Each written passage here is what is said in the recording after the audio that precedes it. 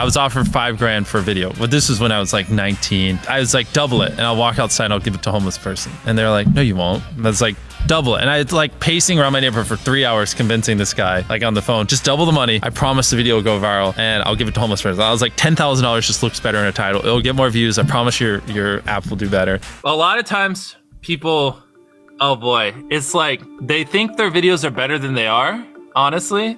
And tell them, Jimmy, tell them. I mean, they do that, and they have horrible friend groups because you really are like the type of YouTubers you hang around. It's getting people with the right YouTuber friend group that aren't pussies and will actually tell them when their content's bad and like actually roast it and help them get better in a nice, positive way. Basically what I did was I've somehow found these other like 4 lunatics. 3 of us were college dropouts, 1 was a high school dropout, and 1, I don't know, he just like quit his job. We were all super small YouTubers, and we basically talked every day for 1,000 days in a row and did nothing but just like hyper study like what makes a good video, what makes a good thumbnail, what's good pacing, like how to go viral. We would just get on Skype every morning, and like some days like I'd get on Skype at 7 a.m. and I'd be in the call until like 10 p.m. and then I'd go to bed, I'd wake up and I'd do it again. We'd do things like take 1,000 thumbnails and see if like there's a correlation to the brightness of the thumbnail to how many views it got. Imagine a world where it's just you working solo and you work 12 hours a day every day for like a year. And you're just grinding, you make a mistake, you learn from it, you grind, you make a mistake, you learn from it, and you do that for like a year.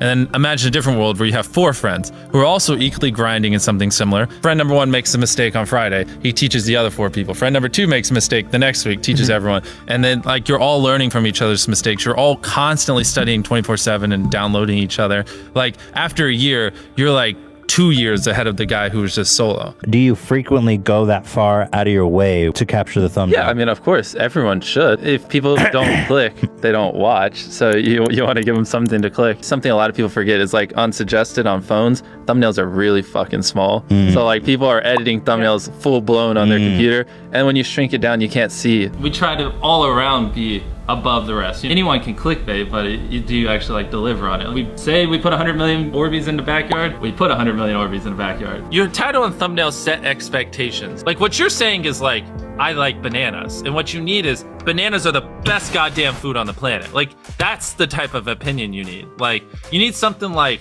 how to get 100 million views on YouTube, or not even that, that's not strong enough. You need something that makes people go, what the fuck? What the fuck did he say in that video? What the fuck?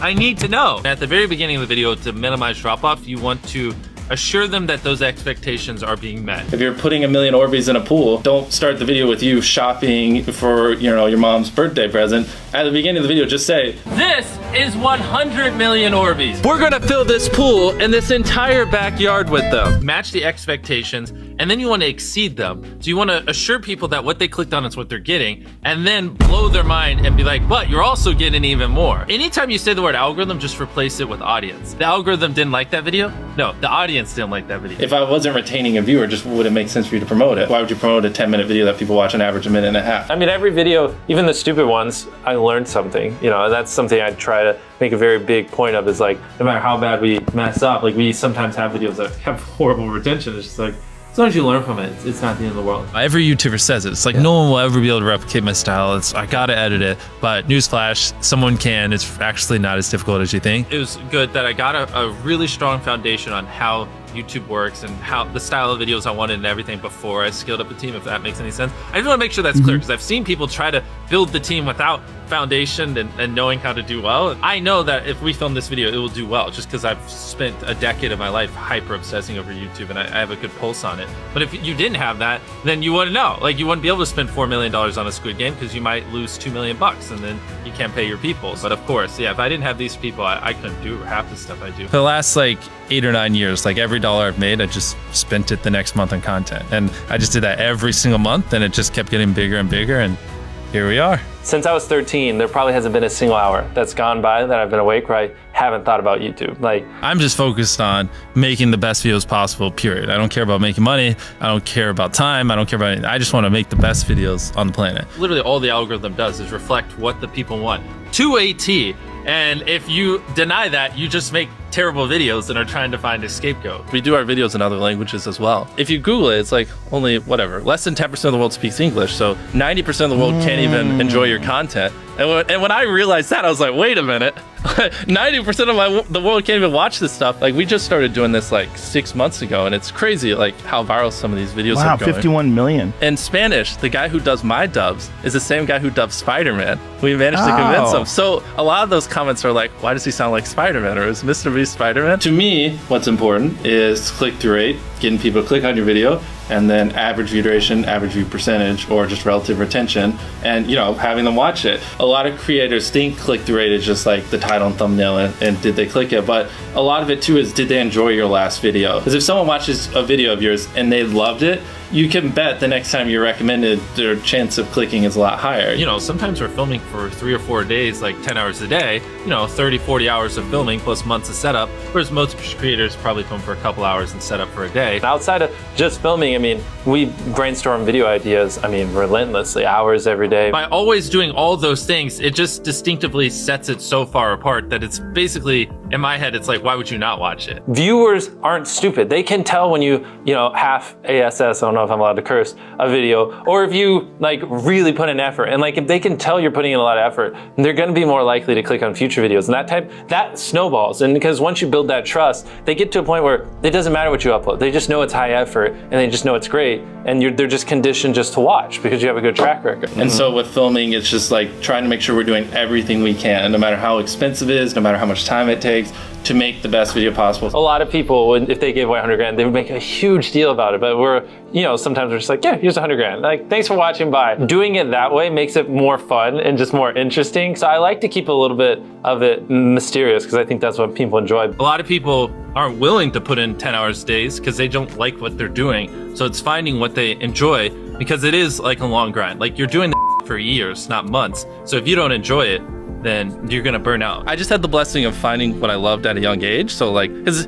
to get to this level, it takes, a decade. Most people don't find what they love till their young 20s. So they'd be where I'm at in their 30s. Yeah. I just lucked out and found it when I was really young. Living your life chasing a nicer car and a bigger and bigger box to live in is kind of a dumb way to go about life. I actually, funny enough, I lived in a super below average home. And I kind of learned why famous people don't live in below average homes, because someone broke in, stole everything I owned. So I had to get a little nicer house for security reasons. But before I was robbed, my place is a little duplex, $700 a month. You get a roommate, it's $360 split. People think just because you go for views means you can't have fun, but you can pull views and you can have fun, which is what we purposely try to do. If you're not doing something that's just inherently fun to you, you're just quit. Just give up. You gotta at least semi-enjoy what you're doing, or you're gonna quit long before it gets to the point where it brings in money or whatever else could be driving you. So find what you love, and then I would just hyper obsess. Make sure no one doing what you're doing is doing it better. Make sure the videos are as good as possible. You can be motivated by more than one thing. I'm motivated because I want to support my mom and my family. I'm motivated because I want to employ my friends and help them. I'm motivated because I want to help other people.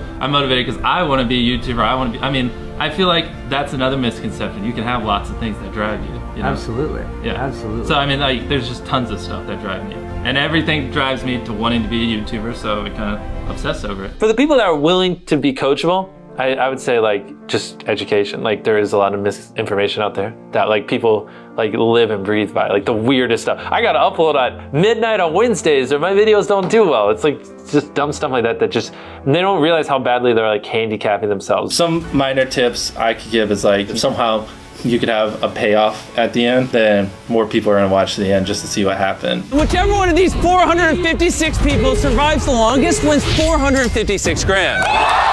Cut out all dull moments, try not to over-explain things. If a camera just sits on me and I'm just talking for 20 seconds, it doesn't hold retention as well as, maybe me talking and other footage popping up. It's much easier to get 5 million views on one video than 50,000 views on 100 videos. It takes way less effort to get 5 million views on one video. Back then, which I think small YouTubers should do, is I would reply to every single comment. Yeah. And so I think a few people caught on that I would always reply. And so some people would just be like, I wonder how long it'll take for him to reply. So that was a lot of my comments when I was smaller, but at least it kept him coming back. And your analytics, and most of you probably know this, audience retention. You can see where people click off.